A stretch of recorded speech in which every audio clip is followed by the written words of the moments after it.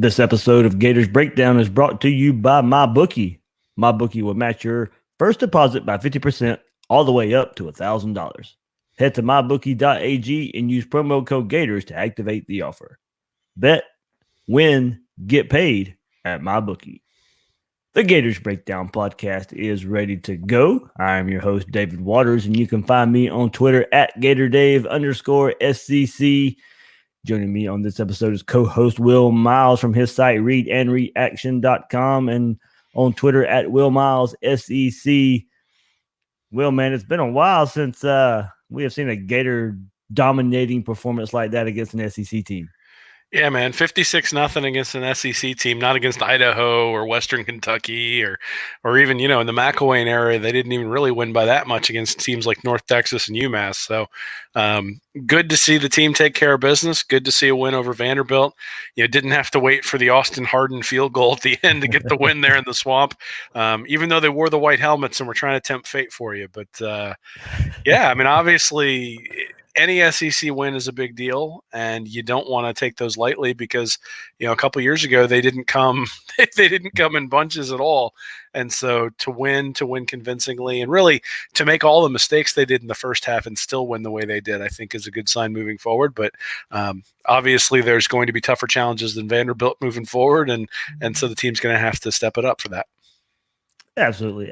So Will and I will talk about playing Vanderbilt.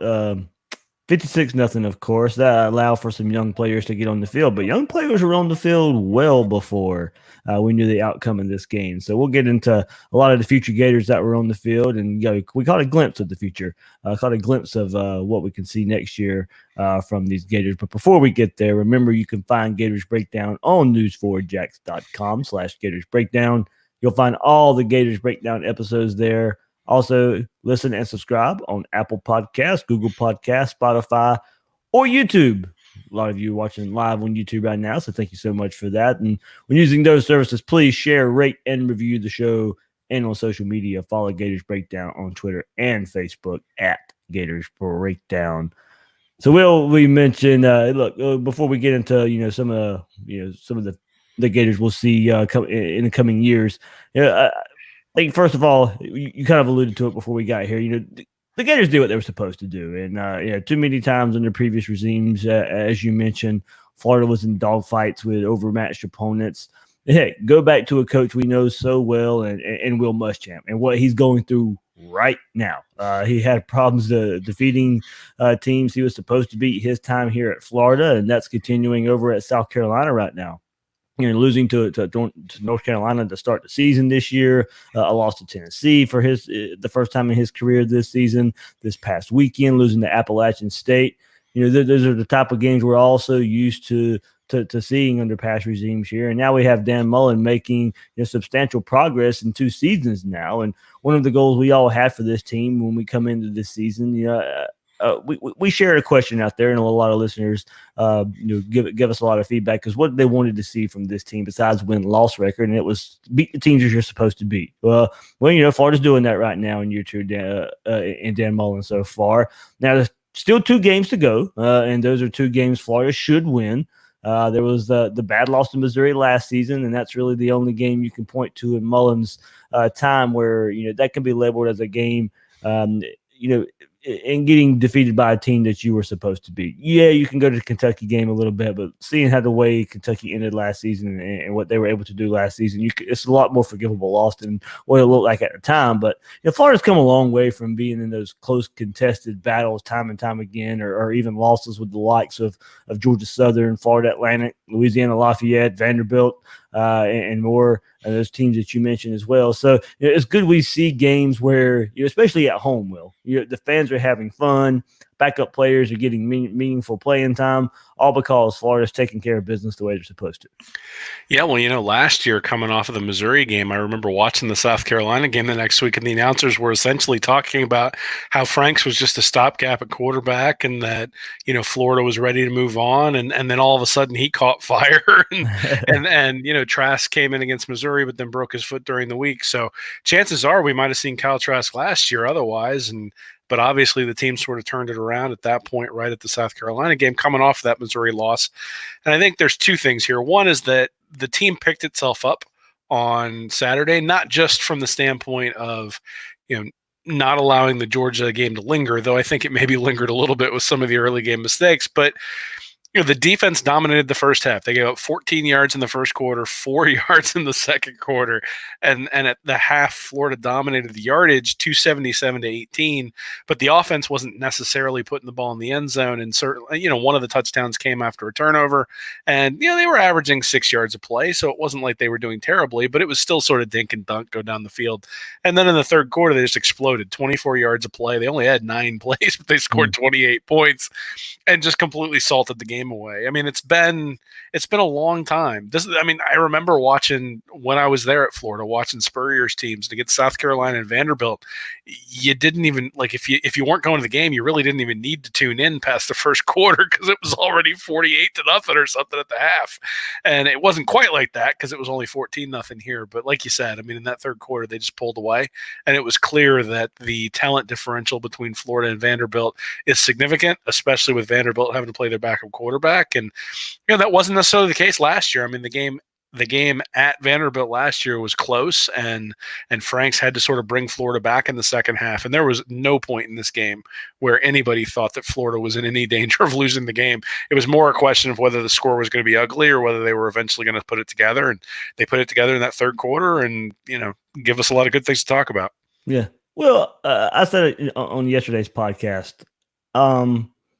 Of course, recency bias plays a part here, and you just mentioned Spurrier's teams and all that. But man, I'm telling you, I don't remember a dominant quarter as I saw that third quarter versus Vanderbilt. Offense, defense, and I'll go back to some of the stats again in case people missed it. Every play resulted in a first down or a touchdown. Every offensive play was ran on first down. It was ridiculous the way they came out after halftime. Credit Trevon Grimes for turning a small hitch play into a big 66-yard gain. But then, Trask did some good things of having to step up into the pocket and find Tyree Cleveland and then find Kyle Pitts on the next play. It was as dominant as a quarter as I've ever seen from Florida football. Yeah, I think recency bias maybe gets you a little bit. I would say that the night that Tebow won the Heisman Trophy basically against South Carolina was probably one that was that dominant. I bet you can probably pick out a couple of games that they played where they were that dominant that season in 2008. And hell, the game against Cincinnati in 2009, they just absolutely completely blitzed the Bearcats. I think one of the things was it was a little bit unexpected to see the third quarter go that way, just because it was such a slog in the first half. They were driving up and down the field, but couldn't actually put the ball in the end zone. You figured, and really, if you think about the way the offense has operated the last 3 or 4 weeks, it's kind of been the way it was. Against LSU, they were able to put the ball in continuously into the end zone, but at the same time, it was still these long 75-yard drives. They weren't hitting giant big plays. And, they come right out in the half. First play, Grimes, 66 yards, touchdown. And then, they hit a couple of big plays and end up with a touchdown on their next drive as well. You get the fumble that Grenard picks up and takes the other way. It was just explosive play after explosive play after explosive play. And, they had 8 explosive plays for 255 yards. So, obviously putting together some pretty significant momentum on offense, really being able to hit those big plays and not just rely on driving the ball down the field 8 yards at a time. And I think that's a big deal for the offense. They have to hit big plays to be successful. And again, it sort of felt a little bit like the Florida State game last year, the Michigan game last year, where where Florida was clearly the better team in those games when you watch the first half. But it's like 13-6 or 10-7 or something like that at halftime. You're just like, what's going on? And then Florida took control and dominated in the second half. And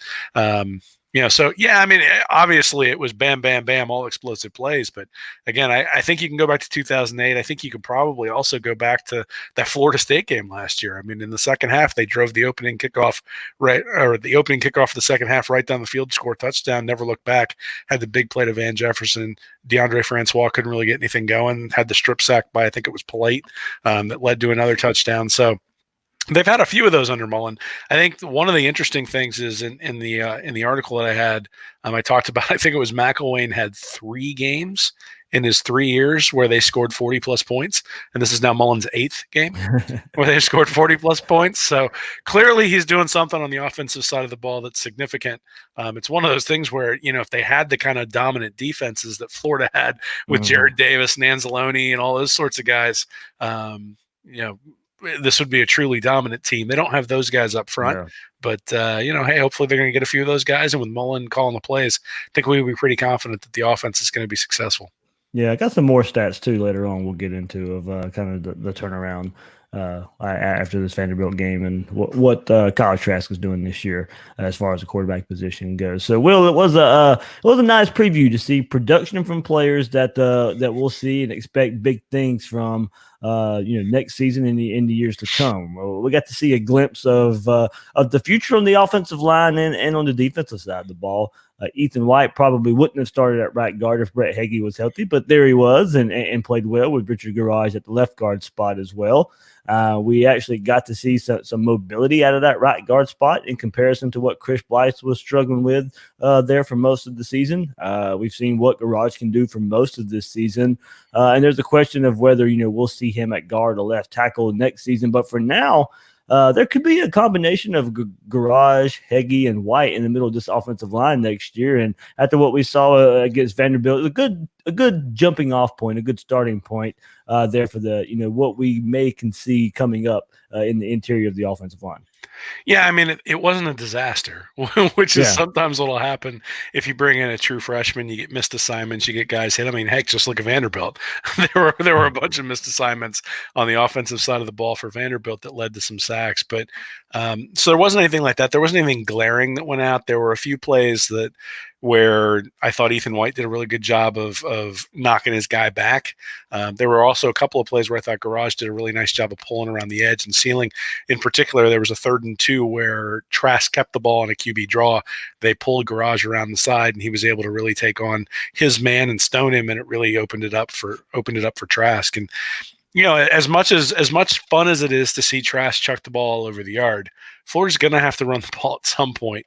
And maybe that's not going to happen this year. Maybe that's just wishful thinking. But at the same time, that's actually one of the things I was a little bit surprised at in this game is that they didn't show really any desire to try to run the ball. They just basically said, we're going to chuck it all over the place, which, I mean, obviously 56-0, it worked. But this is the time when you've got an opportunity to work on those sorts of things. And I was a little bit surprised they didn't work on it as much, especially, you bring in young offensive linemen. Usually they're better at run blocking than they are at pass blocking. But obviously, how many times have we said that this season? Yeah, well, and these are guys who've been behind Blake and been behind Hagee. And so you would expect a drop off in play. I don't know that I necessarily saw it, but again, it's the Vanderbilt defensive line. If you put them in against LSU or you put them in against Georgia, maybe you'd start to see a drop off at that point. So I'm not going to get overly excited about anything in this game other than the guys did their job. And in the past, there have been times where the players didn't do their jobs and that wound up causing problems. And it doesn't look like that's an issue, at least right now under Mullen. Yeah, and then that's all I meant. It was a good starting off point, just because it is guys that we'll see next year, and of just much maligned offensive line throughout the whole season, and now with 3 games to play, you're getting to see some guys now that will be instrumental, especially on the offensive line next year. Receivers is deep. We're still seeing the veteran group that's going to lead this group, and most of those guys will be gone after this year. But as far as the offensive line goes and quarterback position and running back position, besides Michael P. Ryan, got a little bit of a glimpse there on Saturday versus Vanderbilt. Yeah, I mean, it was nice to see. I mean, obviously, these guys are the future. If they go out there and just lay an egg, then you get a little bit disturbed. And hopefully, you have Blake leave the program or at least enter the transfer portal. You have Hagee injured, and you've got additional guys who can step in and at least be functional. I think that's a very important thing. And I mean, more than functional, I think Ethan White played very, very well. I don't. Again, it's a question of how good is Vanderbilt, but still, I mean, you're playing an SEC opponent. This isn't playing Towson. This isn't playing UT Martin. It's playing a Power 5 opponent in the SEC. Are they a real good team? No, they're not, but they beat Missouri. So it's not as if they aren't capable of putting together putting together a game, and this one it just wasn't close. And part of that was the offensive line was able to keep them off of Trask for the most part. And again, if you're going to call 40 run plays to every or 40 pass plays to every 10 run plays, that's more of the offensive line's job, is to keep the defense off the quarterback than it is to open lanes in the running game. Yeah, and but kind of funny too, man. Going back, and I saw you over the weekend having to explain plenty of times, why this offense needs to be balanced, and even against Vanderbilt, as you said, there's an overmatched opponent. You thought you might see this offense work on the run game a bit. I even kind of said that in the preview last week too, that Florida may try and get up big in the passing game quick, so you could work in some of these young offensive linemen and work on the run game. But at this point, I think this was just another example of Dan Mullen knows what this team is. He knows they're going to struggle running the ball. Kyle Trask overall still doesn't have a lot of experience. When Emory Jones is going to come in, he's going to let him throw the ball toward the end of the game a little bit as well. I think Mullen just knows with the makeup of this team, he's going to continue to do the things they do well. Yeah, I mean, we always talk whenever a team struggles, you say, hey, it's the coach's job to put guys in a position to succeed. And then, if they weren't throwing the ball at all, if they were stubbornly sticking to the run, we'd probably be complaining about that too. But at the same time, at least this year, Vanderbilt excluded, Florida has been much better on the offensive side of the ball when they've been balanced in terms of their run calls. So when they've had a balanced run pass ratio, they've been much better. And that doesn't mean they've gotten identical yardage, but at least draws linebackers up so you can throw behind them and those sorts of things. And, like the touchdown throw to Pitts over the middle, they ran a play action, and Vanderbilt's linebackers crept up and opened up that throw over the middle. And to be honest, if you're not running the ball very much, the linebackers shouldn't bite. And Vandy's linebackers bit, so the play's open, but you start playing better teams, and those sorts of things don't open up. So, we'll see. I think the problem is when you run the ball, you open up windows. Mm-hmm. The windows start to get a little bit bigger. And they did a few things where they ran some end arounds with Tony and with Swain and those sorts of guys, and got them sort of involved in the game. Obviously brought in Emory Jones, got him a little bit of running space as well. But, you got LaMichael Pirine with 4 rushing attempts. You got Malik Davis with 3, Naquan Wright with 3, Iverson Clement with 1, and Damian Pierce with 2. They're not gashing anybody by any means, but it just seems odd that that's the path that they're going to take in games where the opponent is clearly overmatched. I mean, if anything else, you can build up some confidence in the guys that, hey, we actually can run block. But they haven't decided to do that. I mean, obviously, I'm not shy to criticize Mullen, but at the end of the day, you're 8-2. You won the game. I really don't have anything to complain about, other than at some point along the way, you're going to need to run the ball. And, Florida hasn't shown the ability to do that. Now, they've got all the little screens and different things like that, but, you're going to come up against a defense that can stop it. Now, it probably won't be Missouri. It probably won't be Florida State. But in a bowl game, if you play a team that's, high quality, you may run into somebody. And the question will be, are they going to be able to run the ball or to run out the clock at the end of the game when you have a lead? So I think there's value to testing that in a game against an overmatched opponent, but you won 56-0. I'm not going to get too mad about it. All right, we'll move to the other side of the ball a little bit here, Will. And pressuring opponents into mistakes has been pretty much the calling card for this Gators 2019 defense. And that statement's backed up by Florida's 21 takeaways this season, which ranked tied for 3rd nationally.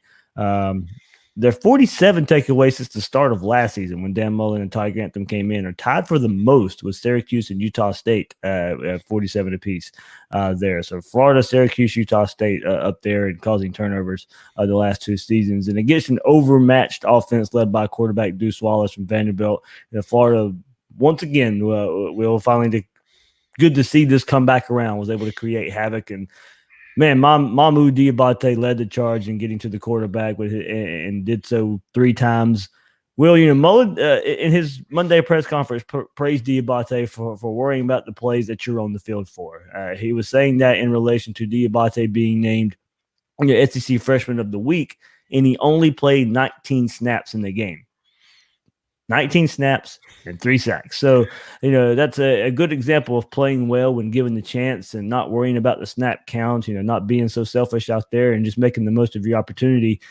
Well, man, you look at him, and this is one guy I think we pinpointed last recruiting cycle. We talked a lot about Mohamoud Diabate. He was an early enrollee when what he was able to do early on.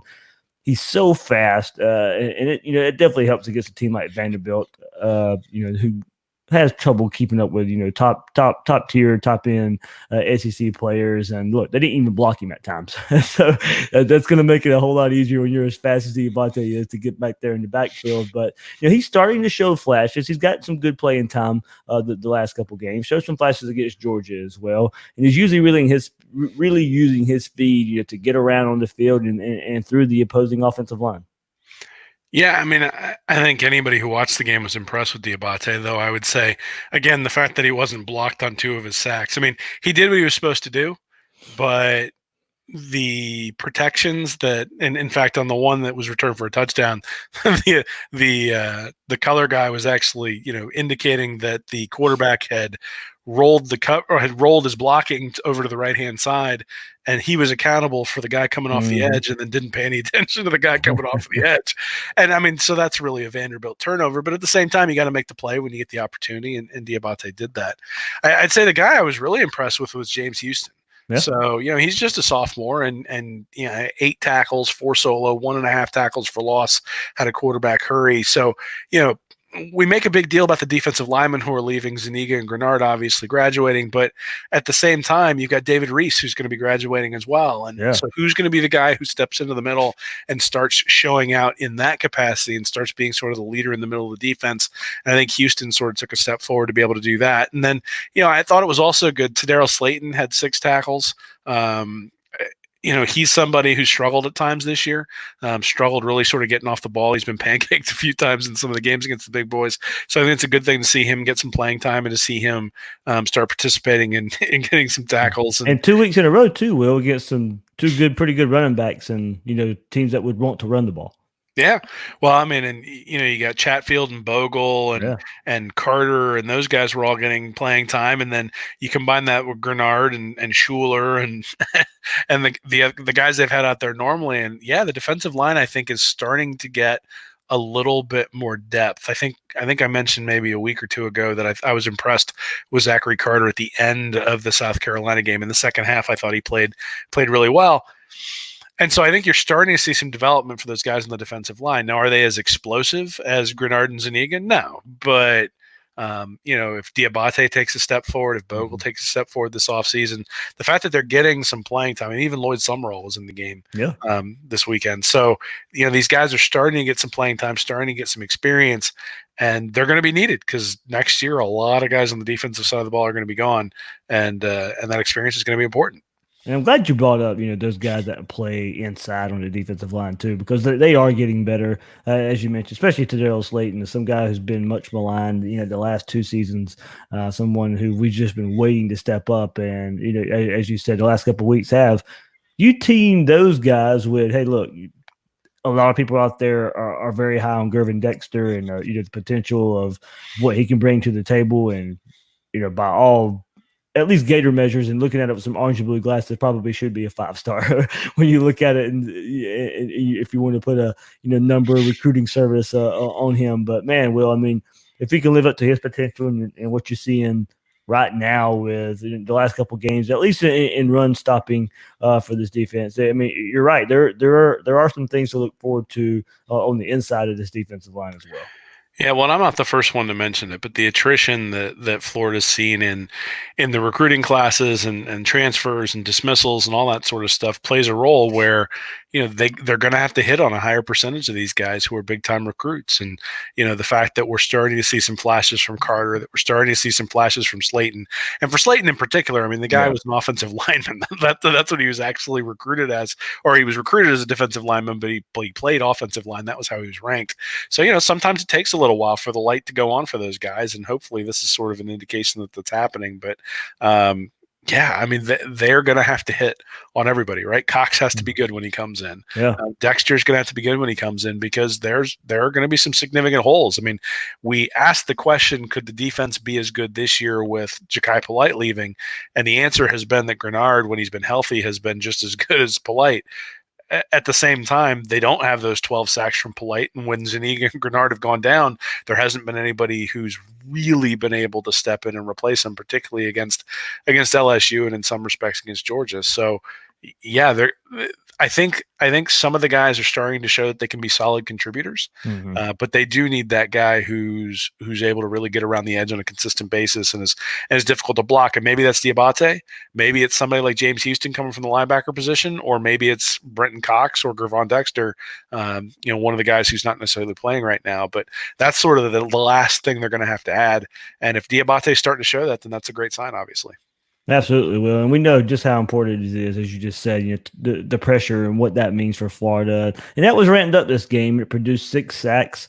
Florida's 35 sacks on the season, 2 shy of last year's total. So, of course, that sack number keeps going up. They're good for 8th in college football right now. 72 tackles for loss, or tied for 13th. And look, the pressure made Wallace force some throws. And hey, look, there he is again. Donovan Steiner, 2 interceptions out of it. Tied for the SEC lead, Will, with 4 interceptions on the season.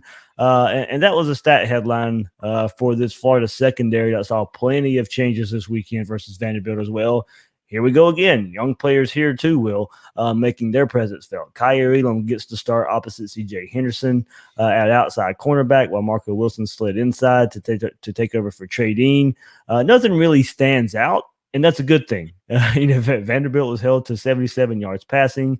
Elam even had a pass breakup here in the game. Dean did come in and play some outside and star there. There was one busted coverage that Vanderbilt couldn't capitalize on. But with so many lineup changes and young guys on the field, Chester Kimbrough, Jadon Hill getting in action there too. Even though I know the quarterback didn't really bring that much of a challenge, still good for the most part not to see so much miscommunication and being in their spots and making plays when the ball does come their way. So, yeah, Will, the harsh reality of it, against the 2 best teams Florida played this season, these stats have taken a hit. But it does show this last weekend does show the potential in Florida doing what they need to do versus lesser opponents and with some young guys on the field. Absolutely. Well, I mean, at the beginning of the year, you would have said Florida's going to struggle against LSU and Georgia because of talent discrepancies between the 2 teams. And that's what sort of happened, right? I mean, you've got safeties back there, and they've really sort of kept the rotation going because they don't have 2 safeties who have absolutely stood out. And, Steiner does things that Davis and Stewart don't. Davis and Stewart do things that Taylor doesn't. And so the reality is that they have to rotate them just like you rotate running backs or just like you rotate linebackers or whoever. And that's sort of been what Grantham's had to do. So I think, the 6 sacks become very, very significant when you start talking about how the secondary is playing, right? I mean, so you get the 6 sacks, you've got a bunch of tackles for loss, you've got 4 quarterback hurries. And at the end of the day, if you're getting to the quarterback and putting him under duress, then the defensive backs are always going to look better. And if you want to pinpoint, I think the defensive back struggled against Georgia, but part of that was they couldn't get any pressure on Fromm. And, I know a lot of people sort of made a big deal about the fact that they were really manning up against the wide receivers for Vanderbilt. Well, part of that is that you can man up against guys who aren't quite as gifted. And the other part is that if you're getting to the quarterback, you don't have to hold. You don't have to stay in coverage for near as long as you do if you can't get to the quarterback. And if you go one-on-one with somebody and can't get to the quarterback, somebody's going to be open. So, it's all sort of a systemic thing, right? I mean, you get pressure on the quarterback, it makes the DBs look better. The DBs play well, it gives the defensive line more time to get to the quarterback. And again, I think that's sort of what we saw is that Vandy's offensive line with a pretty green quarterback really did struggle. And, you get a couple of open shots on the guy and you're going to start feeling footsteps. But again, Steiner has to be in the right position to make those interceptions. That's one of the things that you really see when you look at him on tape is he's typically in the right place. Now, there have been times where he struggled to make the play, but he's always been in the right place. There are other guys who are much more physically gifted who aren't necessarily always in the right place, and so there's a balance. And Grantham's had to sort of balance that. And then you factor in guys like Elam and Kimbrough and Hill and all those sorts of guys getting in and getting experience. They've sort of gotten in all year, but this is the first time that they've actually used Kaiir Elam in a way that allowed them to do something specific with their defense. So, I think it's a good thing that they're able to do that, and certainly is a promising sign that those guys are getting in and performing. Yeah, absolutely there. So, got some more in this episode, but before we get there, you're the type of fan that knows football so well that you could choose any game and call it. Well, MyBookie is the place for you because they let you turn all your sports knowledge into cash in your wallet. Between football season, NBA, and college basketball season, it's time to get off the sideline and get in on the action with MyBookie. If you're the kind who likes to bet a little and win a lot, then try parlay. Pick your locks for the week, put them together in one parlay bet, and when they all come through, the rewards will be huge. Tired of watching the games from the couch with nothing to gain? Then right now, go to MyBookie and they'll match your first deposit by 50% all the way up to $1,000. Use promo code Gators to activate the offer. Visit MyBookie online today at mybookie.ag. That's MYBOOKIE.ag. And don't forget to use promo code Gators when creating your account to claim the bonus. Bet, win, get paid at MyBookie.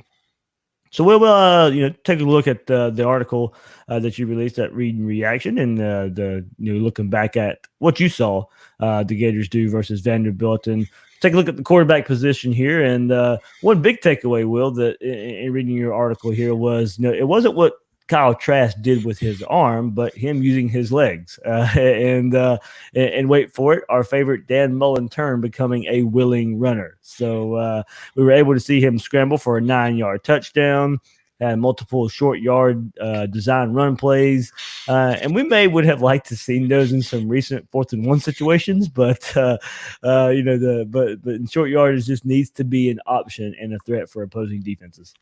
Yeah, well, at the end of the day, I don't think anybody actually believes that Florida's going to run the ball on 3rd and short and 4th and short. You saw that on the first 4th and short that they went to, where they guarded Pirine pretty well on that one. I mean, if they had completed the pass, Pirine's going for a touchdown, but the defensive back was right there with him. So, and those are the risks. I mean, the last 2 weeks on those 4th and runs, those are the risks that you take when passing the ball in those situations. And there's no problem with passing the ball in those situations as long as you don't do it every time. Yeah. And I think Florida's tendency on 1st down is to throw the ball. I think their tendency on 4th down is to throw the ball.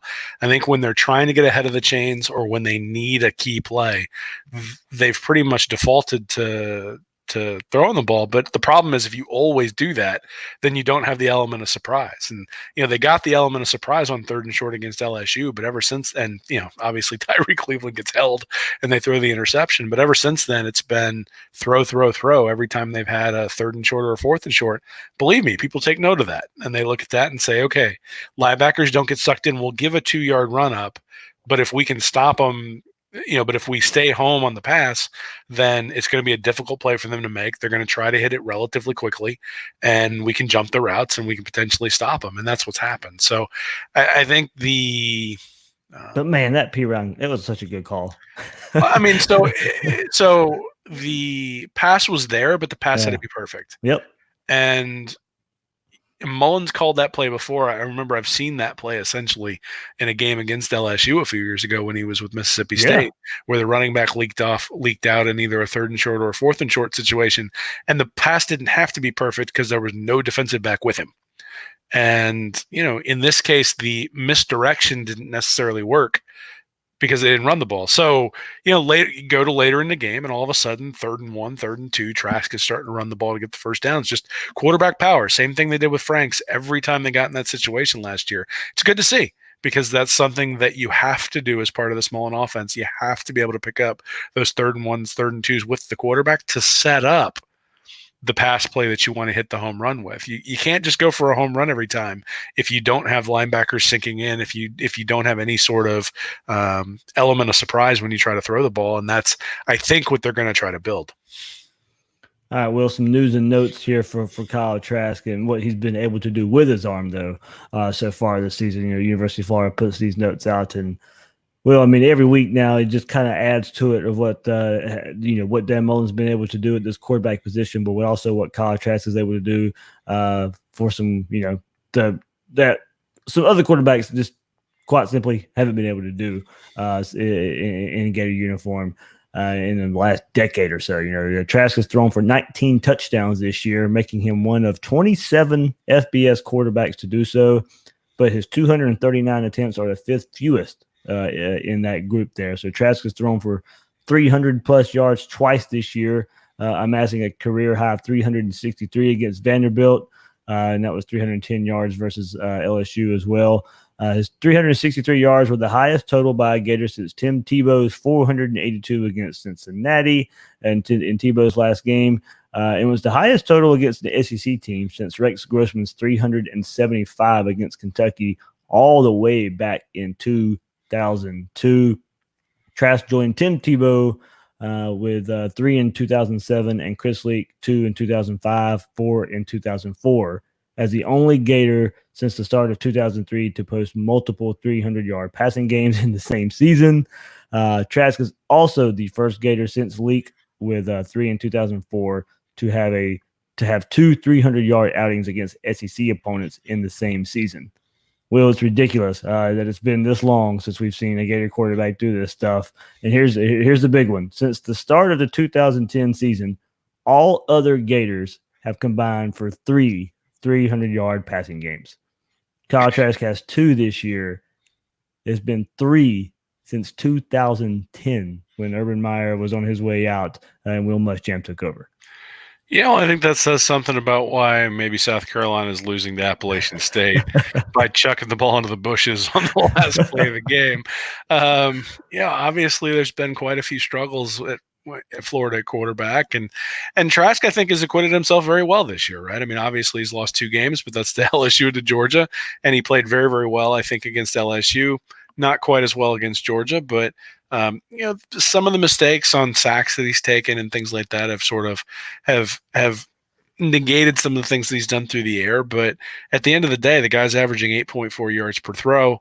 I'd like to see him run the ball a little bit more. There have been some opportunities to do that he hasn't necessarily taken advantage of. But at the same time, he also wrenched his knee against Auburn, and I think that may have had and may still be having a little bit of an impact in terms of how often he wants to run and how willing he is to run when the opportunity presents itself. So, yeah, I mean, if you'd have told me at the beginning of the year that Felipe Franks was going to go down against Kentucky and Kyle Trask was going to be the backup and he was going to come in and play the rest of the year, and you told me he was going to play above average quarterback for him, I'd say that's great. And I think some of the stats say that he's playing very, very well. I think some of the stats say that he's playing above average, but not necessarily at an elite level. And I think he's probably somewhere in between there. Mm-hmm. I mean, his QB rating, I think, is around, or passer rating's around 155 or something like that, which is not elite. It's just sort of below that elite level. And I think that sort of captures where he's at. And I think, I might have tweeted this like a month or 2 ago, but basically was looking at some of the stuff that he had done and saying, like the experience that he's getting when people look at Joe Burrow and say, look, he took that leap from year 1 to year 2. This is sort of it's not the same situation, but it's a similar situation in that Trask had a similar accuracy profile when he was in high school, though obviously didn't play near as much. And then he comes and he's been very, very accurate this year. And he's thrown, like I said, 8.4 yards per throw. It's conceivable that he can take another step forward with all the experience that he's getting. So, I don't want to say he's going to be Burrow because I'm not sure anybody's going to be Burrow, but I think there's reason to believe that Trask is just going to get better as he continues to play. Yeah, I mean, different offenses play a part in that too, of course, as well. So, like, as you said, hopefully another step up next year with just more experience being out there on the field as well. One more feather in Dan Mullen's cap here, kind of continue some of these stats there. If you throw Felipe Franks and Emory Jones into the mix and combine their stats with Trask in some of the games this year, the Gators have 5 300-yard passing games in a season for the first time since 2002. It's also the first time since 2001 that 4 of those games come against SEC opponents. So we'll just not necessarily giving Trask all the credit there, but Felipe Franks, Emory Jones, Kyle Trask, that's just one more feather in Dan Mullen's cap. Yeah, it's interesting because it hasn't really translated into as many points as it did last year. Yeah. So, I mean, you think about what Florida did last year. So this year, Florida's averaging 33.3 points per game. Last year, they averaged 35 points per game.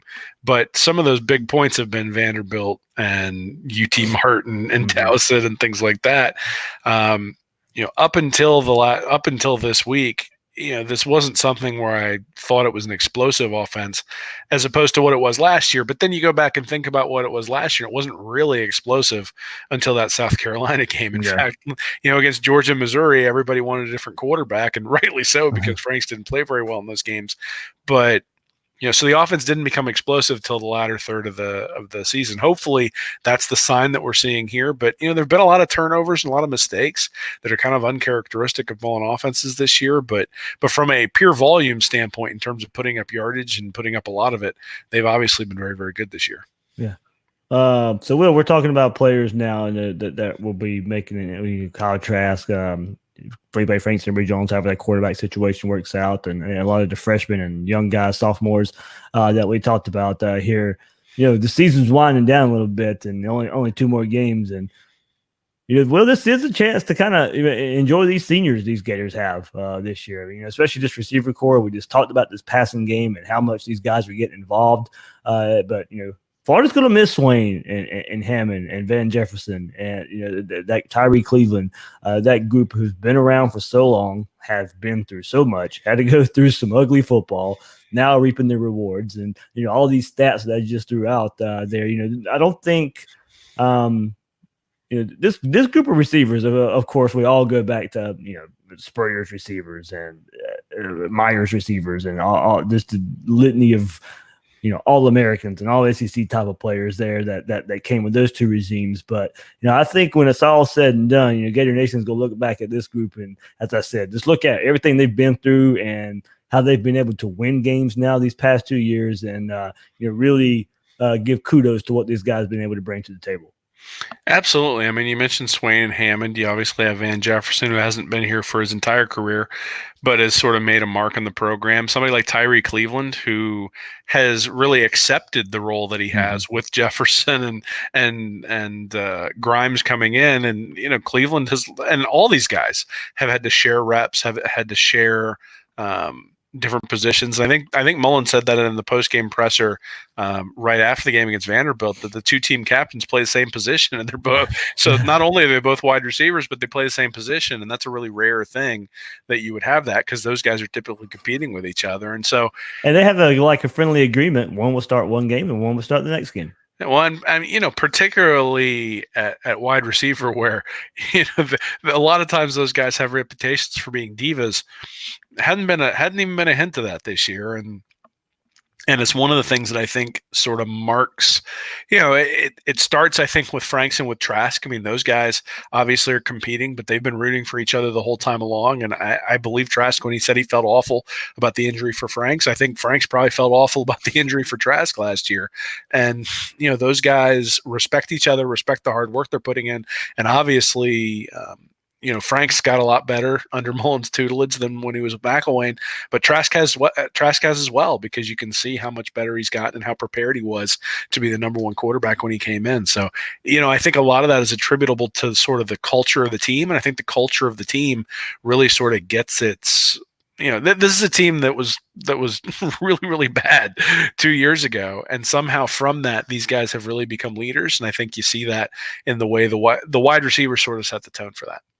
Yeah, and I'm glad you mentioned how improved Franks and Trask are as well. But even just receivers, and going back to them, because look, if you would have told me, before last year, Hammond and Swain would have turned into quality playmakers and guys they could count on every game to go do something, and even breakaway plays. I had no idea Swain had the ability to do some of the things that he did. You could go back and watch high school film. A lot of guys can do that in high school, but from what we saw with his production under Jim McElwain, I was like, okay, maybe it's just not going to happen. But being able to see some of the big plays that Hammond and Swain have been able to take part in the last couple of years, kudos to this staff. But the season's winding down, and I just these next 2 games and plus the bowl game, we just kind of want Gator Nation to take note of what we see from this receiver core before we don't see him next year. Yeah, absolutely. I mean, I think again, it's symbiotic, right? The quarterback has to Yeah. deliver the ball in on time and in a good place where the wide receiver can run with it. And Franks wasn't necessarily when he was playing wasn't necessarily somebody who spread the ball around. So I do think we've seen a lot more from some of these guys, probably because Trask's in there. And I mentioned a couple of weeks ago, he's probably a better pure passer than Franks is. Whether he's a better quarterback, I think they each have different sets of skills that they bring to the table, but I think that has allowed guys like Hammond and Swain to shine a little bit, maybe in a way they wouldn't have. I think when you're also talking about seniors, you got to talk about Nick Buchanan at center. Hmm. Obviously the offensive line last year, towards the end of the year, was a really good unit. Buchanan was part of that. I don't know that he's necessarily taken a step back. I think he's just been surrounded by guys who have a lot less experience. And there's a lot of talk about how the offensive line needs an awful lot of work, but we haven't seen any sort of missed snaps, even with different quarterbacks coming in and out.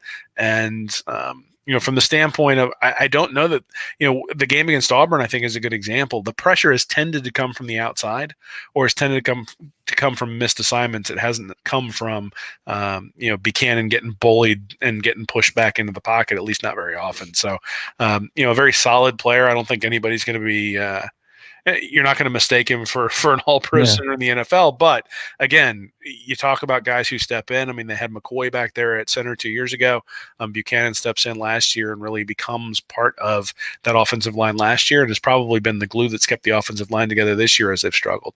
Yeah. So we'll have to do this again too for the defense because of what Jabari Zunigas went through, and C.J. Henderson and Marco Wilson. Not seniors, but those guys are probably not going to be back either. And what those guys have went through this year with all the injuries and last year, all that good stuff too. But yeah, especially when the season wraps up, we'll take a look at some more of these guys. But one more thing, kind of coming from this past week, Emory Jones to Copeland and that 37-yard pass. I mean, man, what a pretty pass from Emory Jones there to Copeland, and paired with Tony some plays as well. And I mentioned like something like that in the preseason, but man, give me more of something like some Emory Jones and Kadarius Toney in the backfield to maybe jumpstart this run game in times when it's we talked about the struggles of the run game. I jokingly said before the season it was halfway joking but halfway serious as well. I mean, I didn't know the run game, of course, would struggle during the season like it has, but maybe it is something where Emory Jones and Damian Pierce or Malik Davis or LaMichael Pirine are in the backfield at the same time with Kadarius Toney, and you have a three-headed monster in the backfield, not knowing necessarily when it's going to go. And I forget who tweeted it out yesterday, but somebody said, give this to me. But you had the Ravens yesterday with Lamar Jackson, Robert Griffin, and Mark Ingram all in the backfield together running an option play there. And somebody, a Gator fan tweeted that out and said, give me that with Emory, Toney, and Damian Pierce. And man, for Mullen, with the season winding down, if you could do something like that, and we saw maybe a glimpse of it with Emory and Toney against Vanderbilt, maybe it's something you can figure out late in the season. Maybe. I mean, you got to sort of put him in when there's more than 4 minutes left to really see what kind of stuff you're going to see. That was one of the weird things in the game.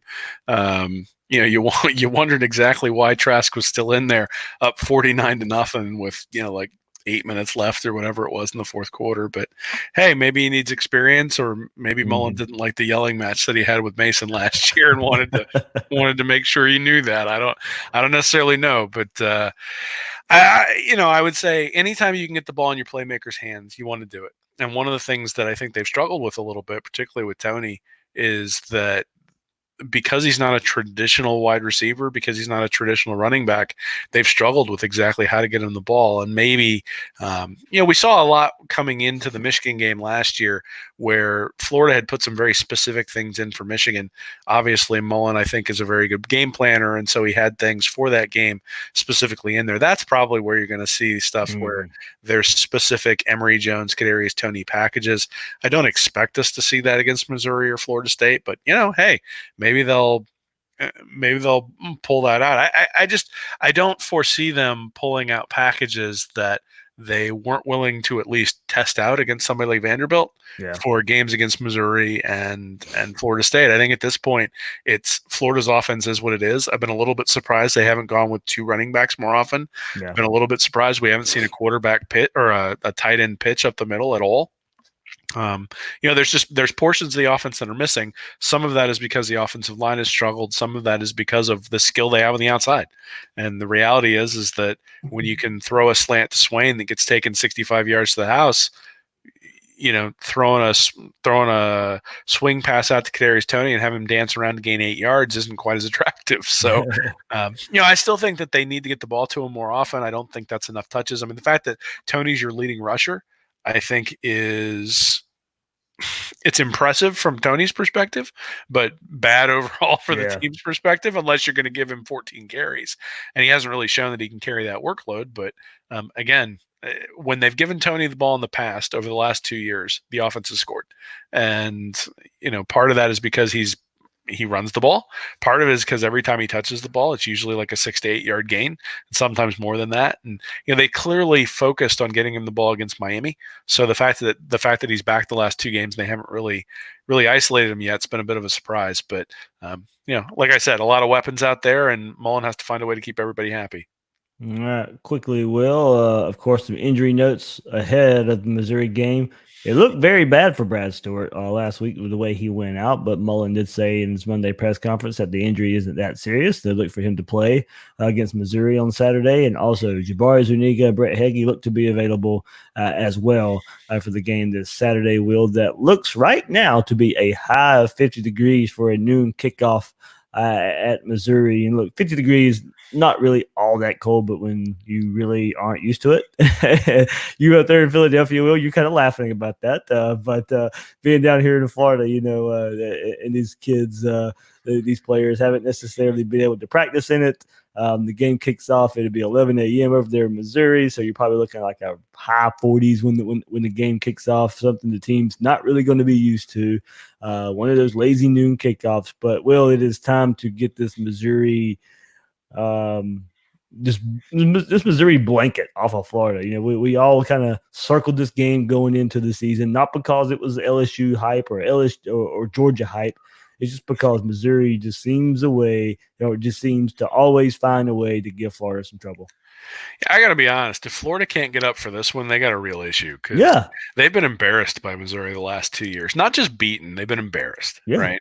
I mean, the loss last year obviously was embarrassing, but the loss 2 years against Missouri, I mean, there were plays where the defensive backs didn't really look like they cared, and they were getting beat downfield. You had Malik Zaire in there running the ball, and McElwain had just been fired, and they came out and looked listless. They've really been stomped by Missouri the last 2 years, and you figure that those guys have to take it personally in some capacity that's happened to them. And I just brought up all these seniors and lauding them. I mean, look, you got to be tired of losing to these guys.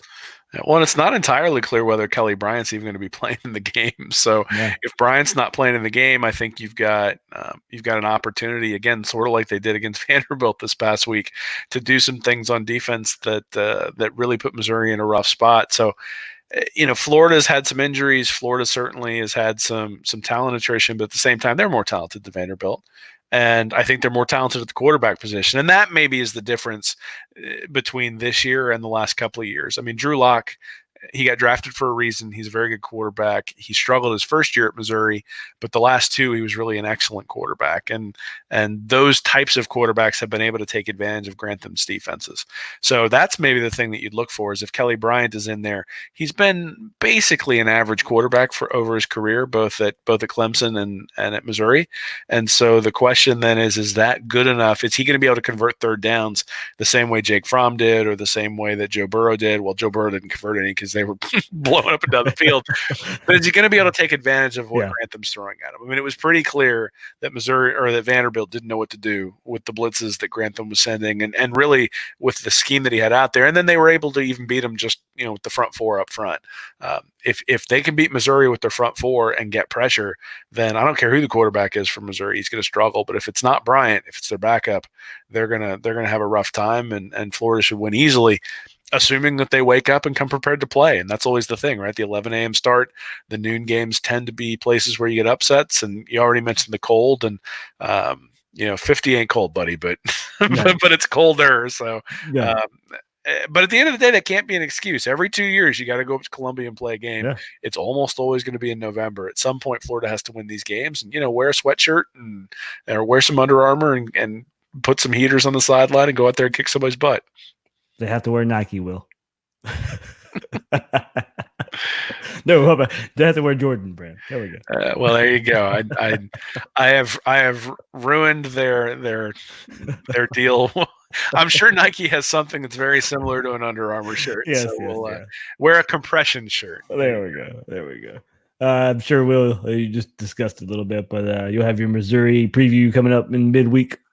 Absolutely. They're sort of interesting. They've lost 4 games all on the road. Yeah. But one of those losses was to Wyoming and then Vanderbilt. And then they lost to Kentucky when Kentucky was sort of going between quarterbacks. And, but then they win at home, but they haven't really played anybody at home, right? You got West Virginia, Southeast Missouri State, South Carolina, Troy, and Ole Miss. So not exactly a murderer's row. Yeah. And then they're coming off a bad Georgia loss. Yeah, and then they've lost the last 3 weeks, and I think the loss to Vanderbilt, 14-21, is after what we saw with Vanderbilt this past week, says something about the team. And then losing to Kentucky by 22 points, then losing to Georgia by 27.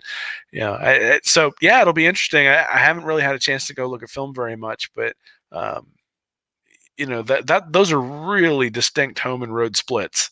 And to be that successful at home and that inept on the road is really something you don't see very often. So obviously Florida's having to take them on at home, and we'll see what happens. Yeah. Well, I mean, if you want to look at it that way, besides the LSU game, Florida hasn't really looked all clean on the road. You had the game in Orlando. It was a tough, hard-fought game against Miami. Went to Kentucky, had to have the comeback win there. Besides the LSU game, Florida hasn't been so smooth on the road, and of course, the game against Jacksonville, or the game in Jacksonville, comes to mind as well. You had the slow start in Columbia as well, and kind of had to go through the rain there. Of course, a couple things were in play there, but Florida hasn't been this smooth operation on the road either. No, but the difference is that they've actually looked competent, right? I mean, there have been some things that haven't gone their way, but when it's come to the third and fourth quarter and they've really needed to make a difference, they've been able to do that, and that's one of the things I think that obviously Vanderbilt or that Missouri has not been able to do, because when you lose to Wyoming, now I'm not quite sure why they were at Wyoming. That's one of those where you got to wonder, the home and home Wyoming is an interesting way to open up the season, but yeah, I mean, so they have not shown the ability to sort of overcome the types of things that Florida's been able to overcome on the road. But at the same time, they've been pretty dominant at home. Like you said, Florida's had some rough starts on the road. So, we'll see. I think end of the day, it's always have start the game with the right wristbands. End of the day, that will definitely help. But end of the day, it'll come down to Bryant versus Trask, or whoever the Missouri quarterback is versus Trask. And I feel pretty comfortable now with Trask in most of those battles. Absolutely. So you can catch the Gators Breakdown Missouri preview later this week with Gabe DeArmond from Power Mizzou. Had him on last year. Really good preview there. So we'll do that, and you can catch Will's Missouri preview as he breaks down Missouri and what they do good and bad there at readandreaction.com, and follow him on Twitter at Will Miles SEC. Will, anything else, man? Nah, man, just appreciate everybody reading my stuff, listening to the podcast, and hey, 8-2. This is where we wanted to be coming into this. Or, I mean, I guess a couple of weeks ago we wanted to be 9-1 coming into this space, but 8-2 is where you thought you'd be to start the year. Florida has an opportunity here to get to be one win better than they were last year, and I don't think we need to take that. I don't think we should take that for granted. I think that that it's not that every team doesn't go 10-2. and you have the opportunity to do that. You have the opportunity to sort of exercise the demons against Missouri this week, and then go beat down your rival again, over Thanksgiving. And I'm excited to see what they can do, and excited to see if they come out with the requisite urgency this week that you would think they would have after some of the past games. So just excited and looking forward to it again. Yeah, absolutely. All right. That's Will Miles. As I said, you can find his site, readingreaction.com, or on Twitter at Will Miles SEC. I'm the host of Gators Breakdown, David Waters. You can find me on Twitter at GatorDave_SEC. Guys and girls out there, thanks for listening to this episode of Gators Breakdown.